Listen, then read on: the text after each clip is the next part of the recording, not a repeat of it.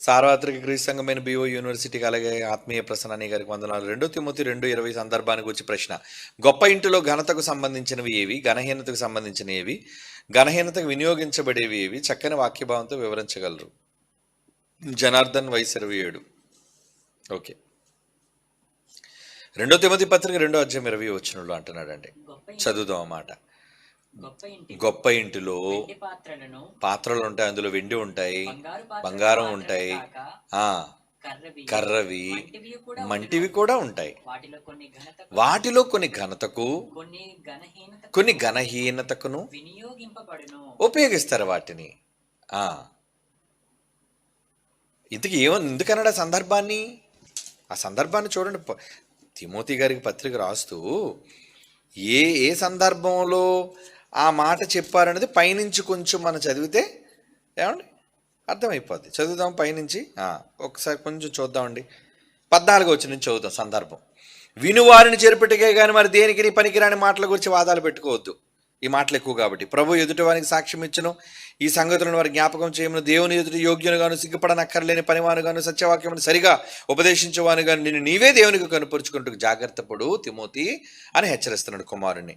అపవిత్రమైన వట్టి మాటలకు విముఖుడు అయ్యుండుము. వట్టి మాటలు అంటే ఇవే కదండి, మనుషుల మధ్య ప్రేమానురాగాలు చంపేసేవి, బంధాలను తుంచేసేవి. అట్టి మాటలాడు వారు మరి ఎక్కువగా భక్తిహీనులు, భక్తి లేనోళ్ళు. కొరుకు పుండు ప్రాకినట్టు వారి మాటలు ప్రాకును, వారిలో హోమనైనను పిలువుతూనే ఉన్నారు. ఇద్దరు చెప్పాడు ఎగ్జాంపుల్స్. ఇద్దరు ఉన్నారా, వీళ్ళకి ఎప్పుడు కూడా పనికిరాని మాటలే. వాళ్ళ మాటలు ఎలాంటివట?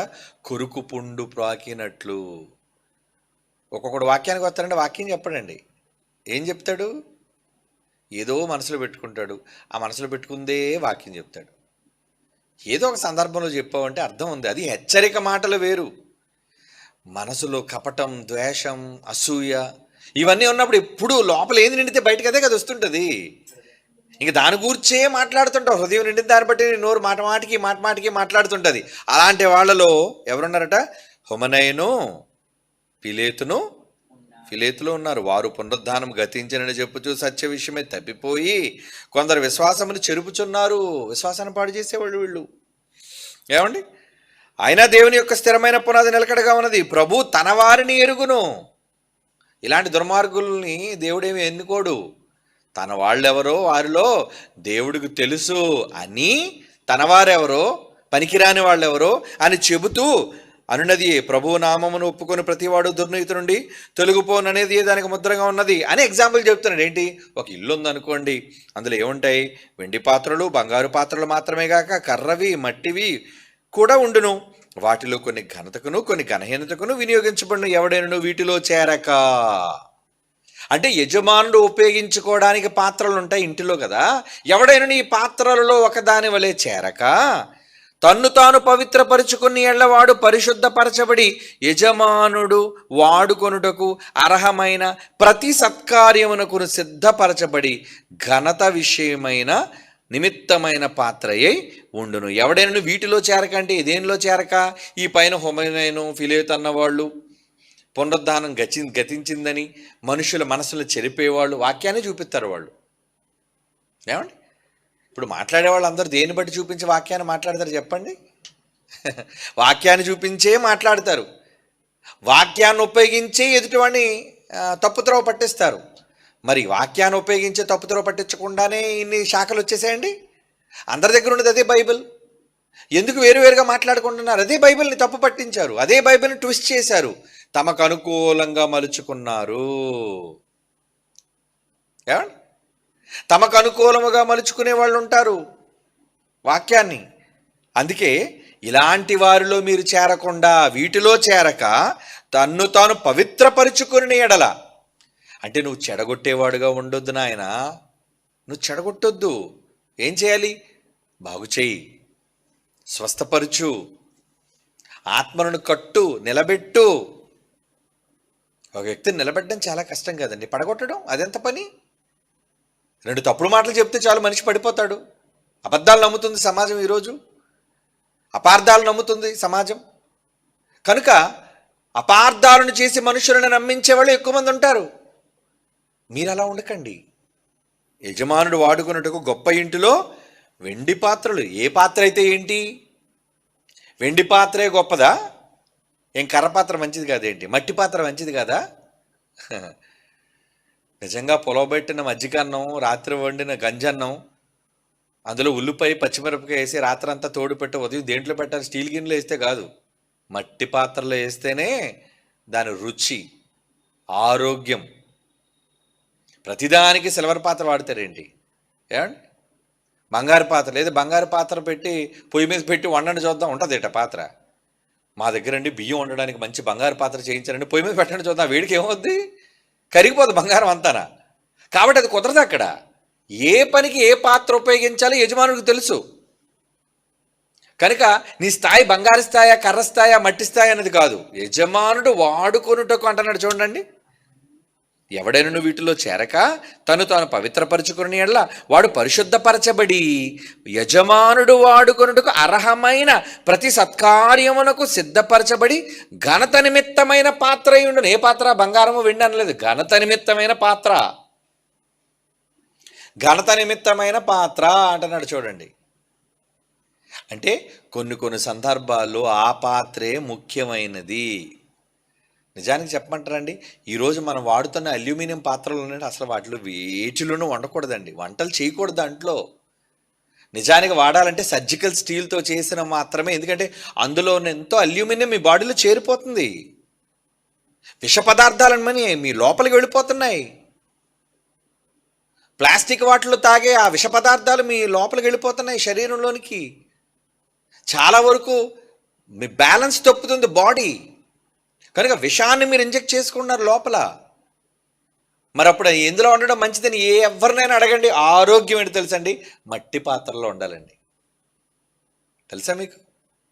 మరి మట్టి ఎలాగండి? ఎవరికైనా చేయి జారిపోతే టప్పని ఇరిగిపోనివ్వండి. కానీ అందులో వండుకోవడం ఉత్తమం.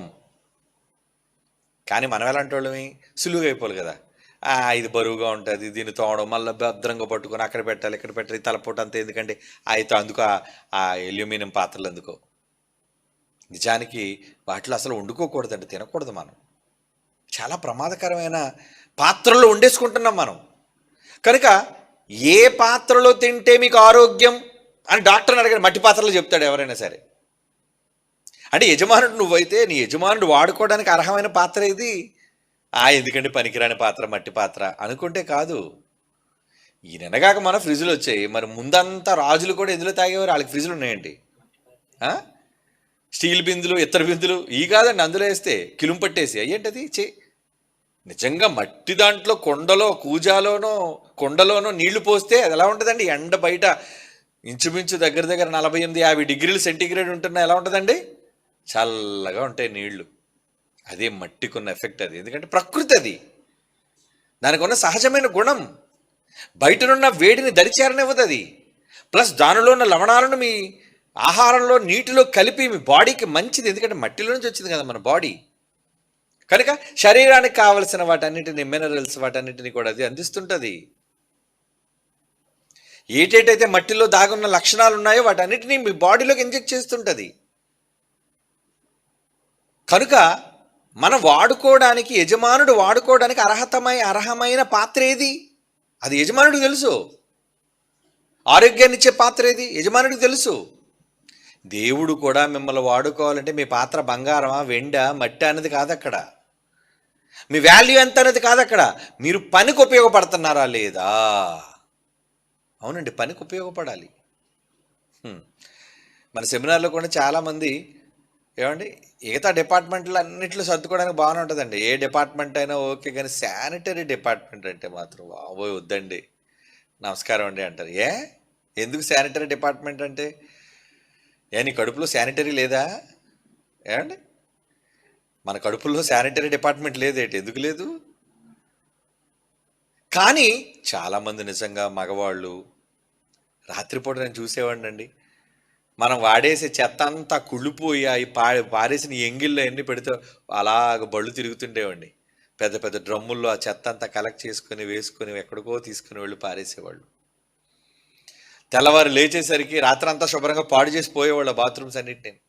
ఏమండి, పాపం చేతులు పెట్టి దాన్ని ప్లాస్టిక్ గ్లౌజెస్ వేసుకొని వాటన్నింటినీ తీసి శుభ్రం చేసి ఫినాయిల్ వేసి నీళ్లు పోసి కడిగి ఎంతో భయంకరమైన దుర్గంధం అందులోంచి వస్తున్నా సరే కష్టపడి ఆ చేతులతో పనిచేశారు కదండి వాళ్ళు. ఎవరు? అర్హమైన పాత్రలు అంటే వాళ్ళే. మైక్ పట్టుకొని పాడుతారండి, గొప్ప పాత్ర నేను. ఆ? ఈ పాత్ర ఎవడికి కావాలి? ఆ? నీకు గమకం తీయడం రాదు, పాట సరిగ్గా పాడడం రాదు, ప్రతి వాళ్ళు సింగరే. ఏమండి? పాటలు పిచ్చండి క్రైస్తవుల్లోని. ఆడు గొంతు సరిగ్గా ఉందని ఆడికే తెలుసు, కానీ స్పెషల్ సాంగ్ పాడుతాను, ఇస్తారు అవకాశం. నేనైతే ఇవ్వనండి ఎట్టి పరిస్థితుల్లో.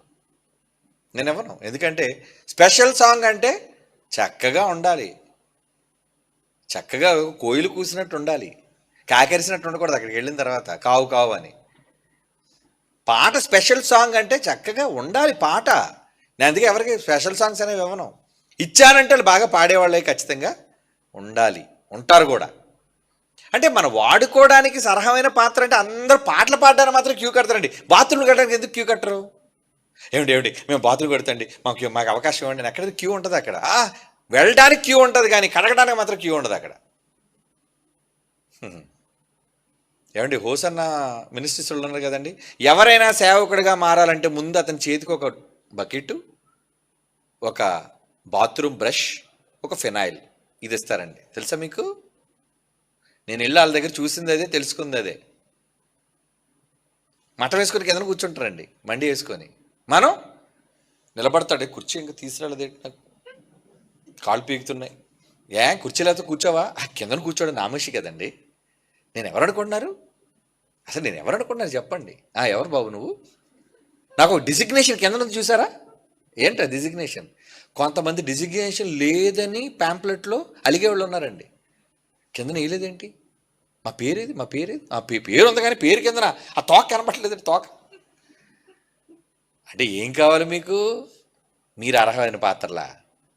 దేవుడు ఎప్పుడూ ఈ పాత్రను తీసుకెళ్ళారే, ఇసురై అవతల చెత్తలో పడే ఈ పాత్ర పనికిరాని పాత్ర ఇది, నాకు ఎందుకు ఉపయోగపడదు, ఇది ఓన్లీ గొప్పలకు పోయే పాత్ర ఇది. గొప్పలకు పోయే పాత్రలు దేవుడికి ఎందుకు చెప్పండి? పని చేసేవాళ్ళు కావాలి.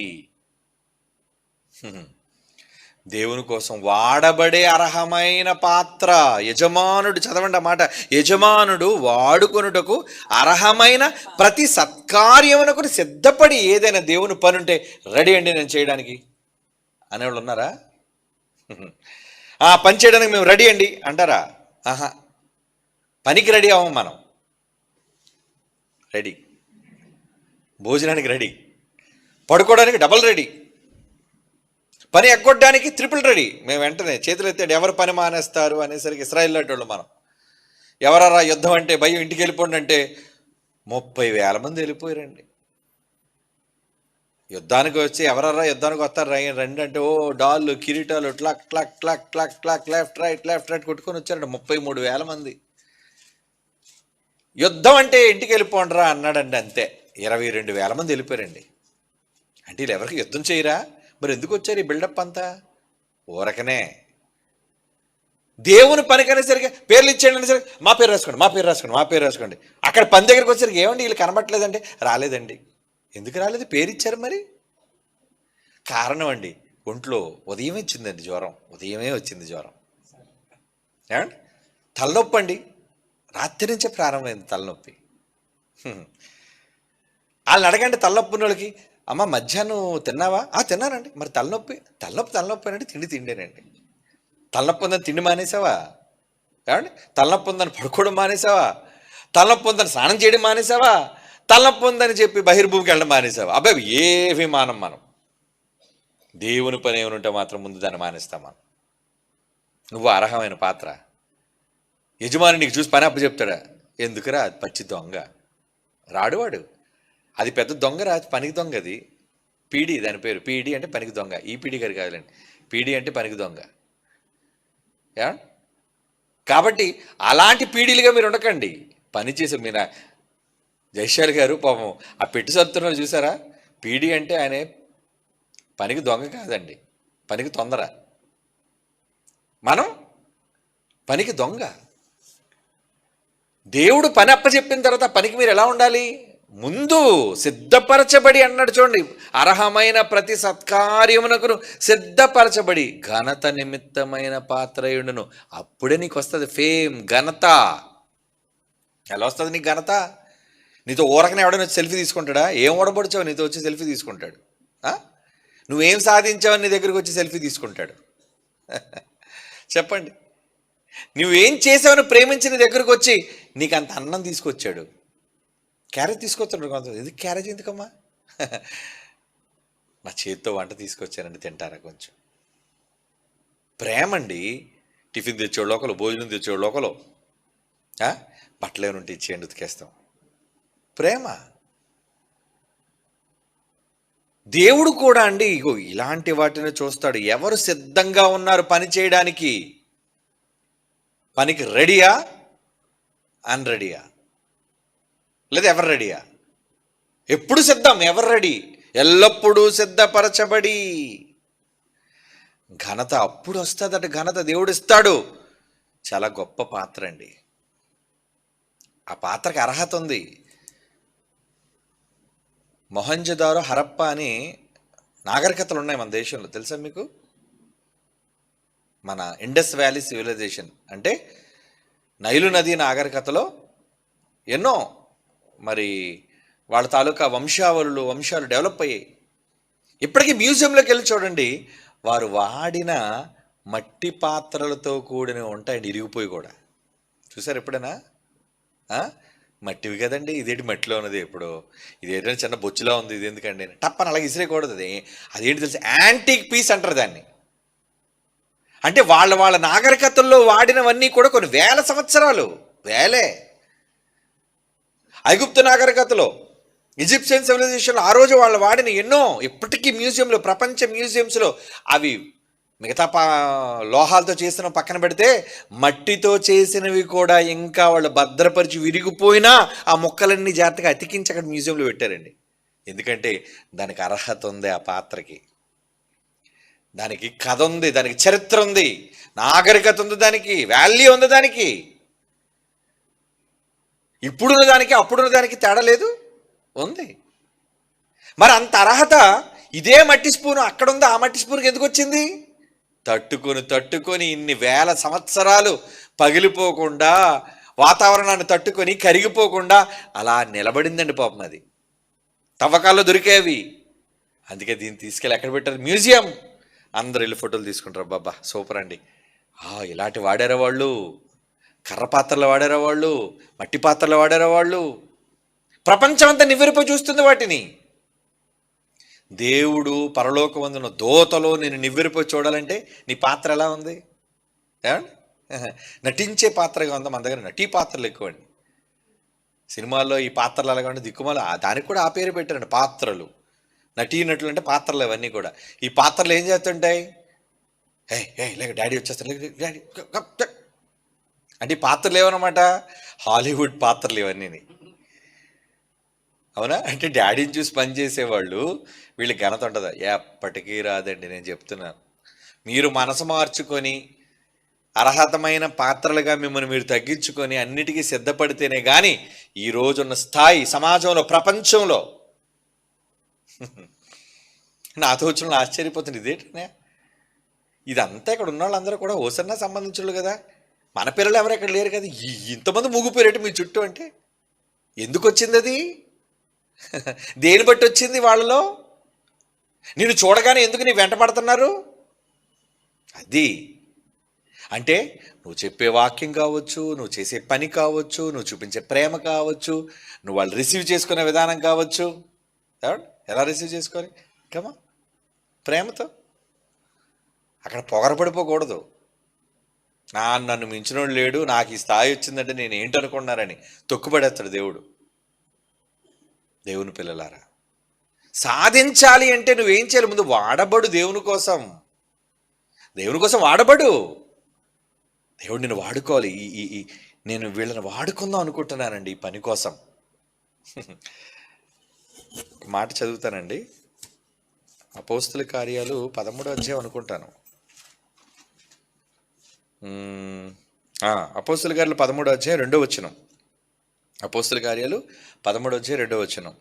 వారు ప్రభువును సేవించుచు ఉపవాసము చేయుచుండగా పరిశుద్ధాత్మ, నేను బర్నబాను సౌలును పిలిచిన పని కొరకు వారిని నాకు ప్రత్యేకపరచుడని వారితో చెప్పాను. పరిశుద్ధాత్మ దేవుడు ఏం తెలియజేశారటండి, ఇగో వాళ్ళిద్దరు ఎంతమంది ఉపవాసం ఉంటుంటే ఎవరి కోసం మాట్లాడుతున్నారు వచ్చి, అదిగో సౌలు ఉన్నాడే, అదిగో బర్నబా ఉన్నాడే, వాళ్ళిద్దరిని నా కోసం ప్రత్యేకపరచండి. యజమానుడు వాడుకోవడానికి అర్హత ఉంది వీళ్ళకి, నమ్మకమైన వీళ్ళు. అప్పుడు వాడుకుంటాడు దేవుడు నిన్ను. దేవుడు వాడుకుంటే ఎలా ఉంటుంది? చాలా గొప్పగా ఉంటుందండి. సరే, మనుష్యుల మెప్పు రానివ్వండి, పోనివ్వండి, వద్దు మనకి. మీకు కావాల్సిందేంటి? దేవుని మెప్పు. మనుష్యుల మెప్పు ఎప్పుడు కోరుకోకండి. తేడా వచ్చిందంటే అదే మనుషులు సెల్ఫీలు తీసుకొని రాళ్ళేసి కొడతారు మిమ్మల్ని. వాళ్ళని నమ్మకండి, దొంగలు వాళ్ళు. ఎప్పుడు పరలోకమందున్న మీ తండ్రి యథార్థవంతుడు, మిమ్మల్ని ఎప్పుడు ప్యూర్గా ప్రేమించే వ్యక్తి ఆయన. కనుక మీరేం చేయాలి? ఆయన కోసం చేయండి, ఆయన మనస్సును గెలుచుకోవడానికి చేయండి. అప్పుడు మీరు గొప్పవాళ్ళు అవుతారు. ఆయన నిజంగా మిమ్మల్ని ఉపయోగించుకుంటాడు. కొంతమంది నాతో, ఏంటండి నాకు ఏ అవకాశాలు రావట్లేదు, నేను వాక్యం చెప్పే అవకాశం నాకు ఉండట్లేదు, ఏంటండి ఎంతో చేయాలని ఉందండి, చెప్పండి. ఆగండర్రా, ఎందుకు కంగారు పడతారు? టైం. యజమానుడు మిమ్మల్ని వాడుకోవడానికి అర్హమైన పాత్రగా నేను ఎంచుకోవాలి అనుకుంటే ముందు నువ్వు నమ్మకంగా ఉండు, ఆయనకి లోబడు, విధేయత చూపించు. దేవుడు ఎలా చూస్తాడో తెలుసా అండి? దేవుడు ఎప్పుడు హెచ్చిస్తాడని ఆయన చెప్పాడు, ఎవరైతే ఆయన బలిష్టమైన చేతి క్రింద దేన మనస్కులుగా మనస్కులుగా ఉండు, అప్పుడు తీసుకెళ్తాడు నిన్ను. 1 పేతురు 5:6 తగిన సమయమందు దేవుడు మిమ్మల్ని హెచ్చించినట్లు ఆయన బలిష్టమైన చెయ్యి అయింది. దీన మనస్కుడుగా ఉండు, తీసుకెళ్తాడు నిన్ను పైకి. అహంకారులను ఎదిరిస్తాడు. చాలా మంది అహంతోని గర్వంతో పడిపోతుంటారు, మిడిసి పడిపోతుంటారు. నాకేంటి ఇది ఉంది, నాకేంటి అది ఉందని. అహంకారులను ఎదిరించి దీనులకు కృప చూపేవాడు. ఆయనకే, దీనులకే ఇస్తాడు. గర్వపడేవాడిని తొక్కి పడేస్తాడు దేవుడు. ఎందరో గర్విష్ఠులు అణిచేశాడు, ఇక ముందు కూడా చాలా మంది గర్విష్ఠులు అణిచేయబోతున్నాడు, చూద్దురుగానిలేండి. ఎవరినైనా గర్విష్ఠులు అణిచేస్తాడు ఆయన, లేదంటే బైబిల్ తప్పో. నువ్వు దీన మనస్కుడుగా మనస్కురాలిగా ఉన్నావా, నిన్ను పైకి తీసుకెళ్తాడు. నువ్వు నచ్చాలి, నీ దీనత్వమే నచ్చుతుంది ఆయనకి.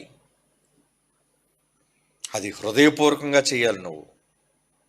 అప్పుడు దేవుడు ఖచ్చితంగా మిమ్ములను వాడుకునే అర్హమైన పాత్ర అన్నాడు. అందుకే ఇప్పుడు అర్థమైందా నీకు ఎందుకన్నాడు ఆ మాట?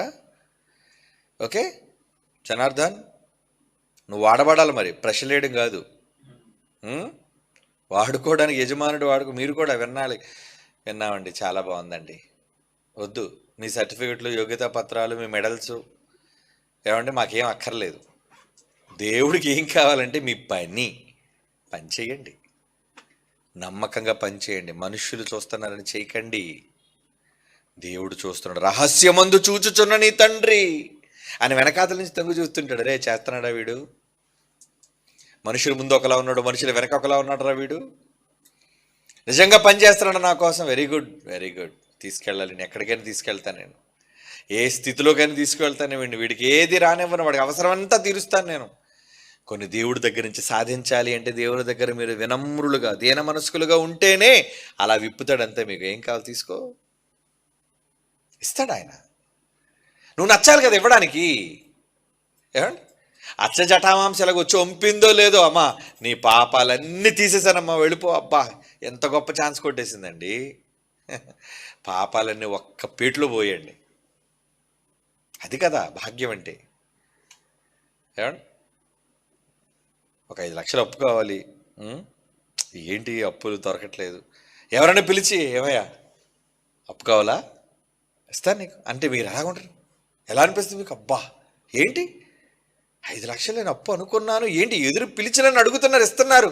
దేవుడిది ఎప్పుడు అలాగే ఉంటుంది వ్యవహారం. పిలిచి మరి ఇస్తాడు ఆయన, పిలిచిస్తాడు ఆయన. మరి ఇవ్వాలి అంటే నటించకూడదు. నీ అవసరాలనికి ఒక లెక్క కాదు, నీ రోగాలనికి ఒక సమస్య కాదు, నీ ఇబ్బందులు ఆయనకి ఏమి పెద్ద ఇక్కట్లు కావు. ఒక క్షణంలో అలా అనుకుంటే తీసేస్తాడన్నీ, అన్నిటినీ కుదర్చగలడు ఆయన. గతంలో చెప్పాను కదా, ఏదైనా కుదర్చగలడు ఆయన. అలాంటప్పుడు మీరు ఏం చేయాలి? అన్నిటినీ కుదిర్చి ఆయన క్రింద దీన మనస్కులుగా మీరు ఉండండి. అప్పుడు మిమ్మల్ని ఒక పాత్రగా గుర్తించి ఖచ్చితంగా ఆయన వాడుకుంటాడు. ఆయన వాడుకునేటట్లుగానే మనం ఉండాలి. ఓకే. God bless you.